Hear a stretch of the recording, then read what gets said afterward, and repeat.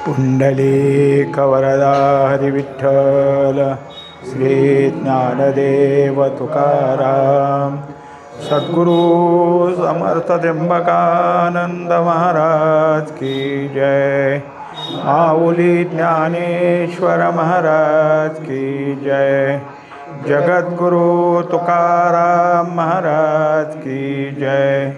श्री गुरुदेव दत्त। श्री तुकाराम महाराजांची गाथा, अभंग क्रमांक 228। आमुचे उचित हेच उपकार, आपुलियाची भार घालू तुझ। भूक लागलिया भोजनाची आळी, पांघरून काळी सीताची ये। जेणे काळी उठी मनाची आवडी, तेची मागो घडी आवडे ते। दुःख येवो नेदी आमुचिया घरा, चक्र करी फेरा भोवताला। तुका म्हणे नाही मुक्ती सवे चाड, हेच आम्हा गोड जन्म घेता। 5 चरणाचा अभंग आहे। भगवंताजवळ भक्त आपल्या ज्या काही मागण्या आहेत त्या कशा तऱ्हेनं मागतो आणि मागण्या पुरवणारा भक्त कसा आहे, या दोघांच्या संबंधामधला विषय या अभंगात घेतला। आमुचे उचित, आमचं जे योग्य आहे, काय योग्य आहे, योग्य जर काही असेल तर ते आम्हाला कळत नाही। योग्य आणि अयोग्य कळवून देणारा कोण आहे तर तूच आहेस। कारण आत्तापर्यंत जे काही असतं ते एक बाह्य आहे आणि एक दुसरा अंतर आहे। बाह्य उचित म्हणजे आमच्या दृष्टीने संसाराचा उत्कर्ष हे आम्हाला उचित वाटतं, आणि अंतर म्हणजे परमार्थाचा जो काही उत्कर्ष आहे किंवा वाढ आहे त्याला आम्ही उचित समजतो। पण देव, ग्रंथ, संत हे संसाराच्या उत्कर्षाला उचित कधीच समजत नाहीत, कारण ते आपण करत नाही, आपलं प्रारब्ध करून घेत असतं। प्रारब्धाप्रमाणे मनुष्याच्या ठिकाणी सगळ्या गोष्टी घडतात। करायचं ते प्रारब्धच सांगतं, केल्यानंतर त्याला फायदा द्यायचा ते प्रारब्धच, किंवा तोटा द्यायचा हे त्याच्याकडंच आहे।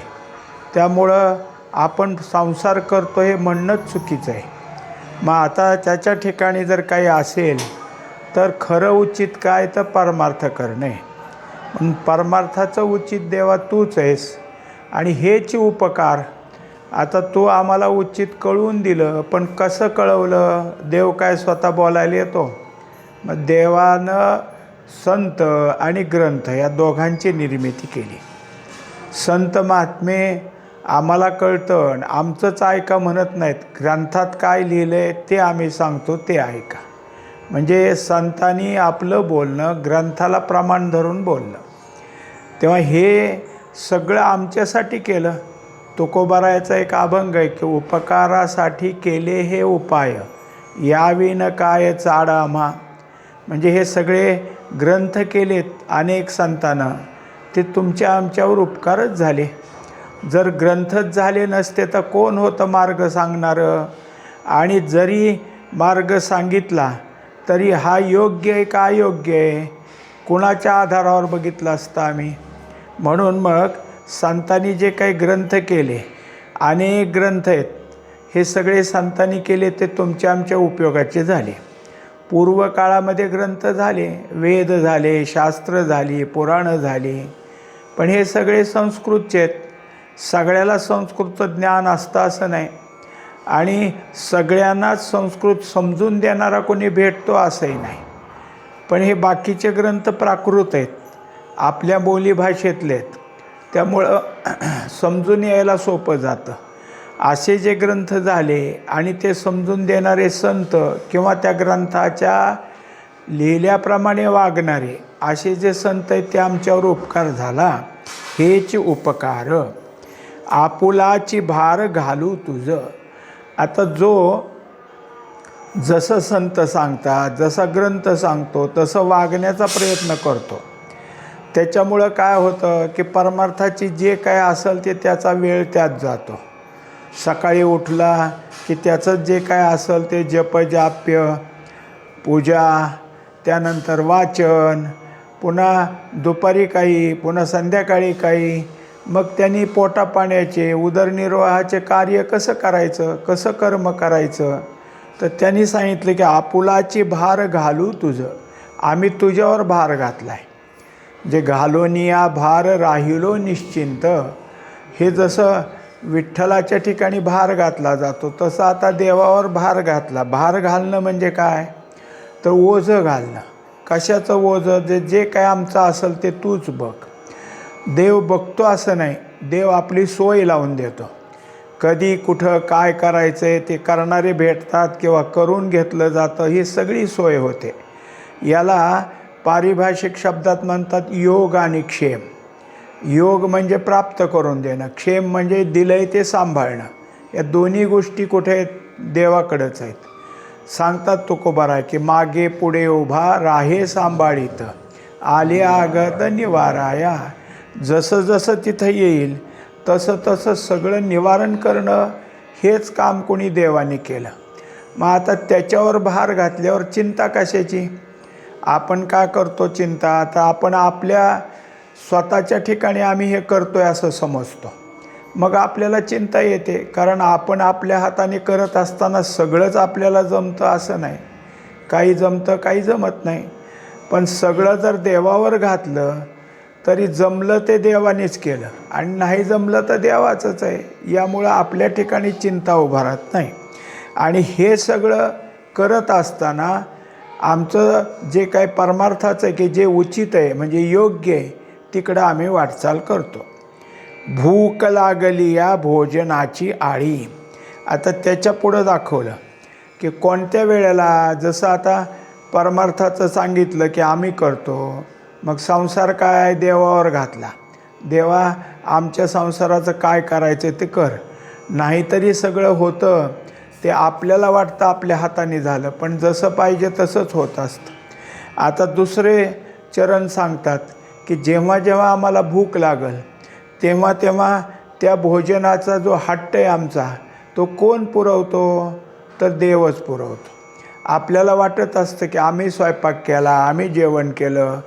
पण समजा एखाद्या वेळेस ताट वाढलं आणि तुम्ही आता जेवणार आहे, तेवढ्यात तुम्हाला कोणीतरी आत्ताच्या आत्ता चल आमचं एक काम आहे म्हणून घेऊन गेला. आणि जे घेऊन गेला तो संध्याकाळीच घरी आणून सोडलं. खायला नाही, काय नाही, काही नाही. म्हणजे उपाशी ठेवायलाही देवच आहे. आणि एखाद्याने काय केलं, चल म्हटलं आणि तिकडे गेल्यावर त्यांनी भरपूर मिष्टान्न खाऊ घातलं. हे खाऊ घालणारा देव आहे. तुम्हाला खाऊ घालायचं का न घालायचं हे आपल्याला वाटतं आपण केलं आणि आपल्या हाताने जेवतो. पण सगळ्या गोष्टी काय आहेत की भगवंताच्याच, म्हणजे ह्या कृती ज्या असतात ह्यात. कारण शरीराला चेतना मिळाली ती परमात्म्याची. शरीर जड आहे पण चेतन कोण आहे, तर चेतन जे आहे तो परमात्मा आहे. त्याच्या चैतन्यानं शरीर चेतन झालं. जसं इलेक्ट्रिकची उपकरणं, इलेक्ट्रिकच्या उपकरणात काय आहे, त्याच्यातली इलेक्ट्रिकची शक्ती आली तरी उपकरणं फिरतील आणि मग त्याची कामं होतील. इलेक्ट्रिक समजा लाईटच गेली ते सगळं समोर आहे पण काय काम करील. तसं आहे, शरीरातलं चैतन्य निघून गेल्यावर शरीर जड असतं. मग हे सगळं भूक लागणं, भुकेला वेळेला खाऊ घालणं, हे सगळं तुझंच आहे. म्हणून आम्हाला जेव्हा भूक लागेल तेव्हा आम्ही आळी म्हणजे हट्ट घेणं. मग हट्ट करू तुझ्या पुढं की आता आम्हाला जेवायचं आहे, तू जेवायला घाल. पांघरून काळी सीताची. आता त्यांनी दाखवलं की दुसरा तुकडा त्यात सांगतात. जसं आता इथं अन्वय कसा झाला, सीताची आहे काळी पांघरून. सीताच्या म्हणजे कसं, शीत म्हणजे थंड. थंडी वाजायला लागली तर पांघरून कोण देतं, पांघरूनही देणारा तोच आहे. कारण सगळ्याच गोष्टी ज्या आहेत त्या परमात्म्याने निर्माण केल्या आणि म्हणून तुमच्या आमच्या उपयोगी पडल्या. अंगावरचे कपडे, अंगावर घ्यायच्या चादर, अजून दुसरे काही सगळे आहेत ते सगळे पांघरुणं, ह्यात निर्मिती करता मुख्य कोण धागा आहे? तर मुख्य धागा परमात्म्यानेच केला आहे. कापूसच निर्माण झाला नसता तर कापड कुठून निर्माण झालं असतं? हे कृत्रिम का असलं तर त्या कृत्रिमामध्ये सुद्धा धागा निर्माण झालाच पाहिजे. कृत्रिमाचा धागा निर्माण करून कापड होतं. म्हणजे मूळ कुणाचं आहे? तर मूळ परमात्म्याचं आहे. कापसाचं झाड यावं लागतं, कापसाला बोंड यावे लागतात, त्यातनं कापूस बाहेर पडतो आणि मग आपण त्याचे धागे बनवतो, मग ते विणलं जातं. म्हणजे त्याच्यात आहे. हे सगळं करणारा तूच असल्यामुळं आम्ही जरी बाजारातून चादर आणली, पांघरलो, अजून दुसरं काय आणलं, तर निर्माण करणारा तूच आहे ना. मूळ तू केलं, पुन्हा त्याच्यावर करणारे कारागीर त्यावर करतील, पण जे केलं आहे ते मुळातलं तुझं आहे. म्हणून तूच आम्हाला थंडीच्या वेळेला पांघरून घालतोस. जेणे काळी उठी मनाची आवडी. आता असं आहे की मनुष्याच्या ठिकाणी मन आहे आणि मन काय करत असतं? त्याला कोणाचं काय बघितलं की आवडतं, पुन्हा तिकडं इच्छा निर्माण करतं. कुठं काय ऐकलं त्याची इच्छा निर्माण होते. म्हणजे सगळ्या आवडी आपल्या मनाजवळ आहेत असं नाही. बाहेर जसं जसं आपण पाहतो तसं तसं आहे. केवळ आपण काय केलं तर कोणाजवळ कसं आहे आणि कोण काय करतं त्याचं अनुकरण करतो. अनुकरण करण्याला कोण भाग पाडतं? मन भाग पाडतं. मग मन वेळोवेळेला आहे. मनाला कधी, जसं आता एखाद्या मनाची आवड आहे आणि त्याला लाडू खूप आवडतात, मग आता त्याला काय केलं, त्यांनी स्पष्ट केलं दुसऱ्याजवळ की मला लाडू खूप आवडतात. मग त्याचा एक मित्र म्हणला, चल माझ्या घरी, तुला लाडू खायला देतो. मग ह्याने काय घरी सांगितलं, लाडू करा, भरपूर करा. मग ह्याला जेवायला लाडू. मग सकाळी जेवायला बसला लाडू, संध्याकाळी जेवायला बसला लाडू, चटणीसुद्धा तोंडी लावायला नाही. दुसऱ्या दिवशी लाडूच, संध्याकाळी. अहो म्हणला बास की आता, म्हणलं तूच म्हणलं की आवडतं आहे. मग ह्या मनाला आवडतं का ना आवडतं? तर काही मर्यादित आवडतं, मर्यादेच्या पलीकडं आवडतं असं नाही. मग हे मन सतत बदलणार आहे. तेव्हा ह्या सतत बदलणाऱ्या मनाची आवड सगळी जर काही असेल तर पूर्ण करणारा कोण? तूच आहे. कारण जितकं जग आहे, जितकं जगामध्ये वस्तू निर्माण झाल्या, आता मनुष्य काय करतो? जे जे खातो ते धान्य कोणतं आहे? ज्वारी, गहू, बाजरी, मका, हे धान्य. कडधान्य कोणतं आहे? डाळी आहेत, वेगवेगळ्या प्रकारच्या डाळी आहेत. झालं. भाज्या कोणत्या? तर पालेभाज्या अनेक प्रकारच्या. त्याच्यानंतर काय आहे की फळभाज्या, बटाटा आहे, वांगं आहे, अजून जे काय असेल दोडके आहेत, ह्या फळभाज्यात. मग या सगळ्या निर्मिती कोणाची? कोण करतं हे सगळं? तर म्हणणं करणारा देवच आहे. देवाशिवाय काय होईल? कुठलीही वस्तू निर्माण करत असताना त्या वस्तूला तेच आहे.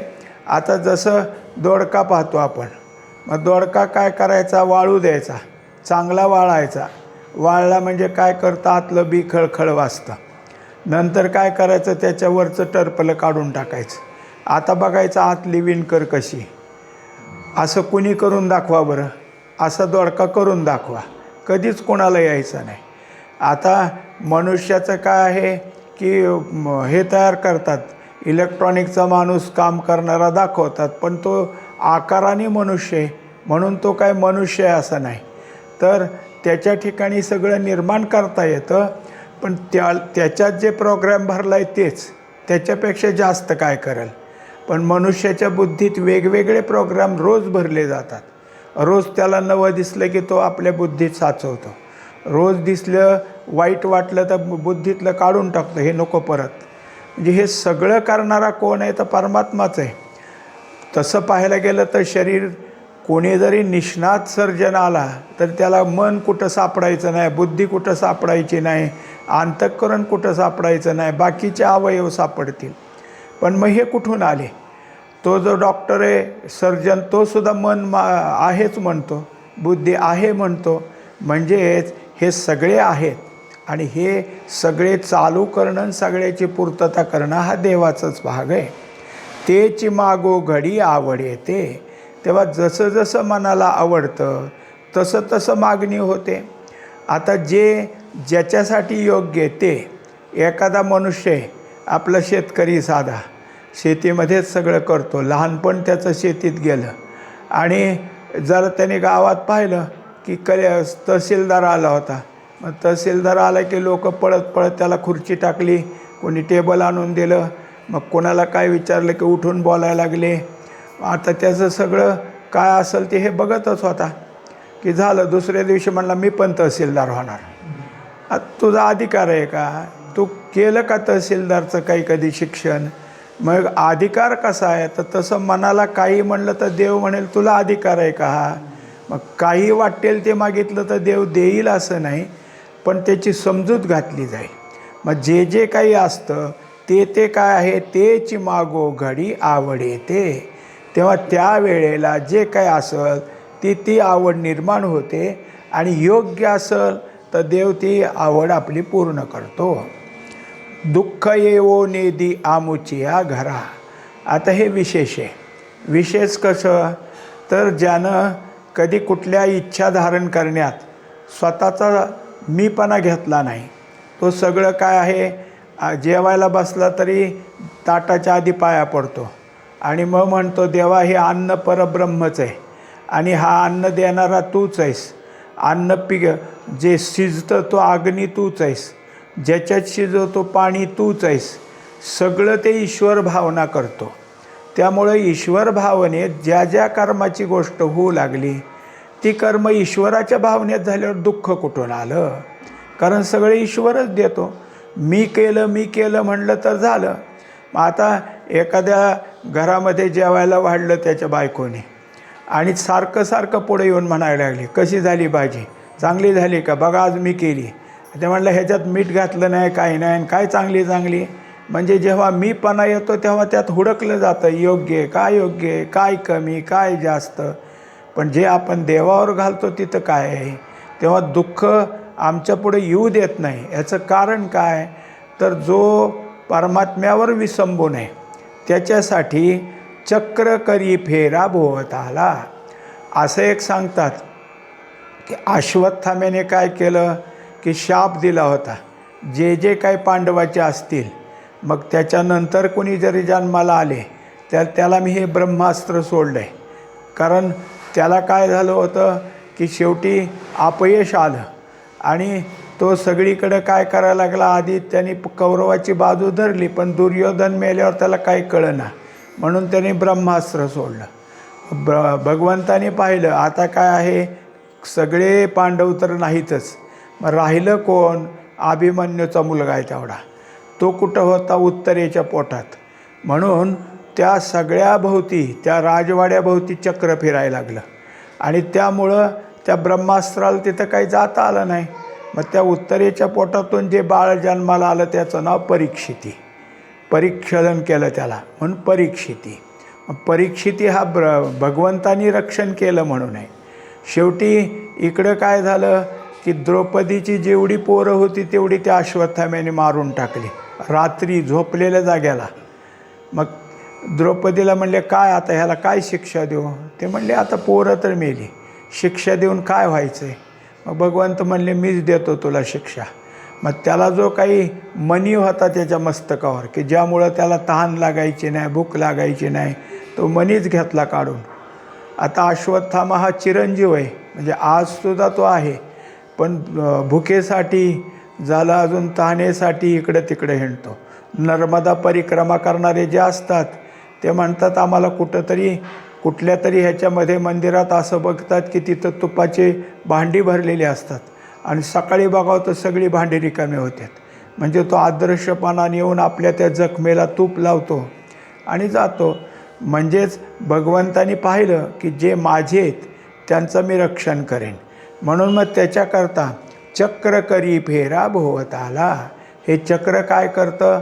त्याचं रक्षण करतं. तुका म्हणे नाही मुक्ती सवे चाड. आता काय आहे, काही गोष्टी अशा आहेत की मनुष्य मुक्त म्हणजे काय? मुक्तता कशाला म्हणायचं, कशाला मुक्ती म्हणायचं? तर आपण जन्ममरणाच्या फेऱ्यात गुंतलो आहे. आपल्याला वाटतं आता आहोत, मग समजा संपलं आपलं मरण, पण पुन्हा कुठंतरी जन्माला जावं लागेल आणि मागही तसंच फिरत आलो आहे. ह्यातनं सुटका म्हणजे मुक्ती.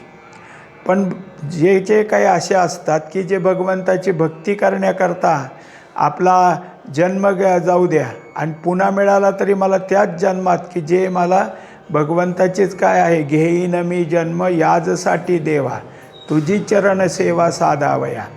म्हणून ह्यांनी सांगितलं आम्हाला नको मुक्ती, आम्हाला परत जन्मच दे. त्याने काय होईल, हेची आम्हा गोड जन्म घेता. तेव्हा दुसऱ्याला जन्माचं दुःख आहे, आम्हाला नाही, कारण आम्ही जन्माला आलो तो तुझी सेवा करणार आहे. सेवा केल्यावर कशाचं दुःख आले. आणि जे सेवा न करता राहतात त्यांना दुःख आहे, मग त्यांना त्यांचा जन्म नको असं त्यांना होतं. आम्ही मात्र पुढं मागणारे आहोत. पुढचा अभंग आहे 229. मी दास तयाचा जया चाड नाही, सुखदुःख दोही विरहित जो. राहिलासे उभा भिवरेचे तिरी, कट दोही करी धरोनिया. नवल काय तरी पाचारिता पावे, न स्वरित धावे भक्ती काजे. सर्व भार माझा त्यासी आहे चिंता, तोची माझा दाता स्वहिताचा. तुका म्हणे त्यास गायीन मी गीती, आणिक ते चित्ती न धरी काही. 5 चरणाचा अभंग आहे. मागच्या अभंगात जसा विषय होता तसाच आहे. इथं सुद्धा प्रामुख्य म्हणजे आराध्य दैवत कोण आहे तर पंढरीनाथ विठ्ठल हेच माझं दैवत आहे. आणि या दैवताला जे जे काय असेल ते करण्याकरता मी त्या ठिकाणी आहे.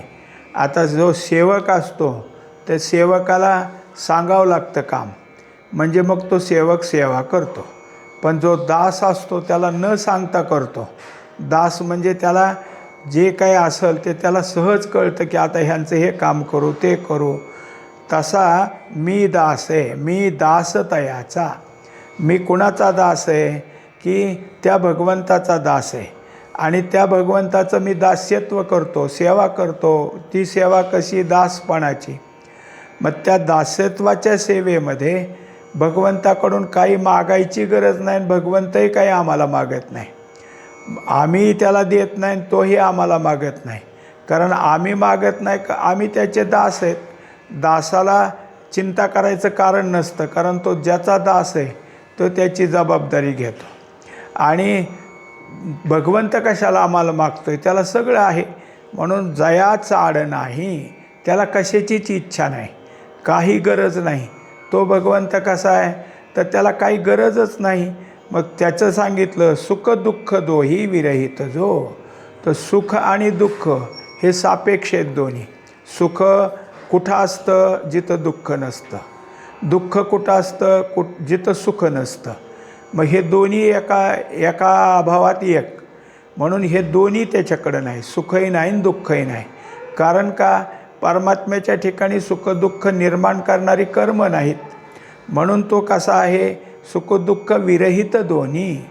मग कसा आहे तर केवळ सुखाचा आहे.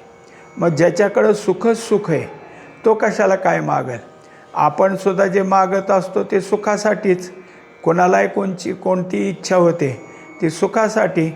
सुख जर त्यातनं मिळत नसेल तर कोण कशाला काय मागल. पण भगवंताजवळ सुखच सुख आहे, म्हणून काही नाही.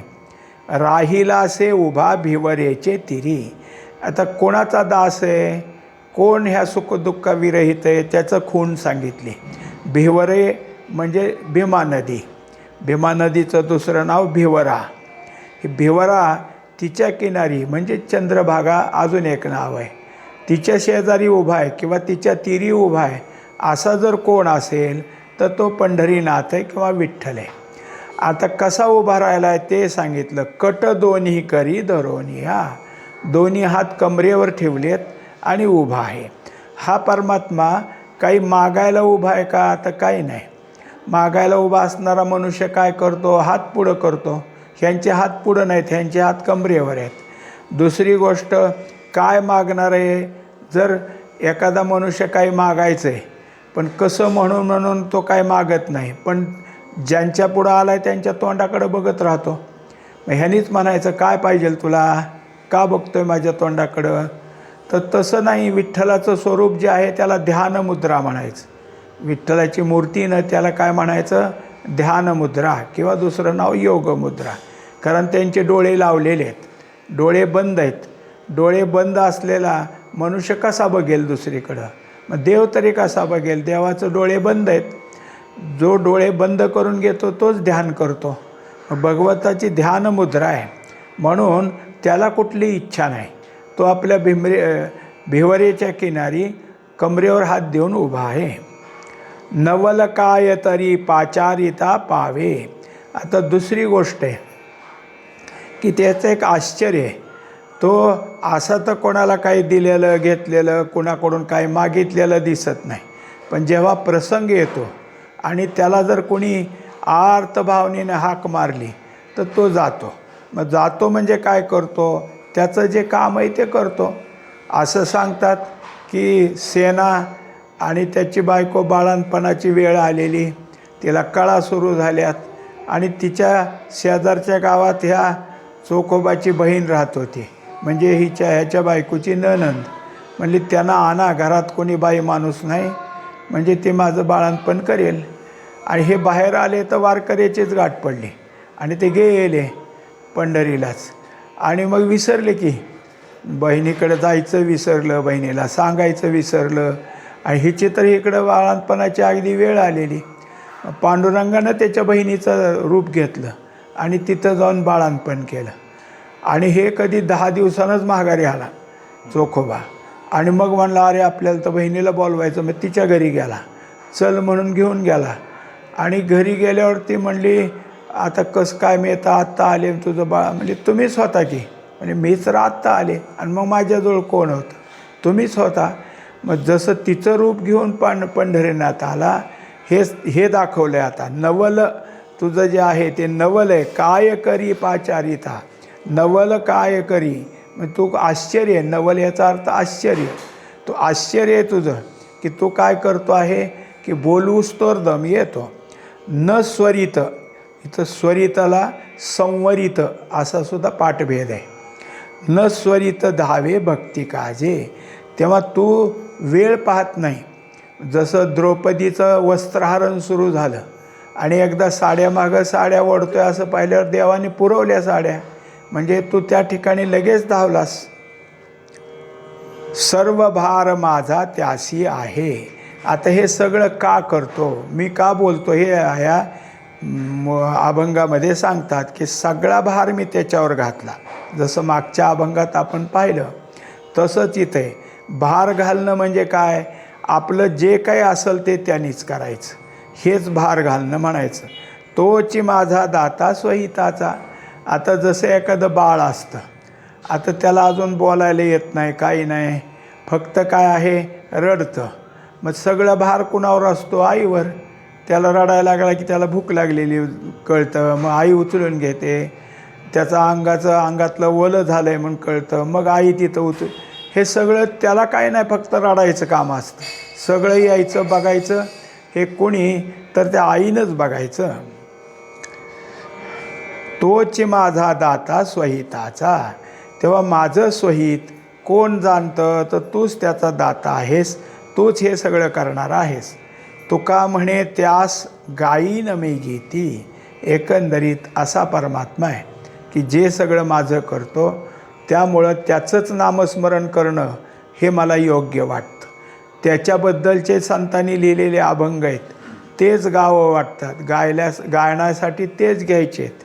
आणि म्हणून आनिक ते चित्ती न धरी काही, याच्या व्यतिरिक्त काही नाही. म्हणजे जे पंढरीनाथाबद्दल सगळ्या अभंगात लिहिलं तेवढेच अभंग मला गायला आवडतात. याच्या व्यतिरिक्त दुसऱ्या कोणाची स्तुती केली असेल, काही असेल, ते आवडत नाही. म्हणून मी एकनिष्ठ आहे, फक्त भगवंताचंच म्हणजे पंढरीनाथाचंच चिंतन करणं, त्याच्यावर भार घालणं एवढंच माझं आहे. पुंडलिक वरदारी विठ्ठल श्री ज्ञानदेव तुकाराम सद्गुरू समर्थ त्र्यंबकानंद महाराज की जय. माऊली ज्ञानेश्वर महाराज की जय. जगद्गुरु तुकाराम महाराज की जय. श्री गुरुदेव दत्त.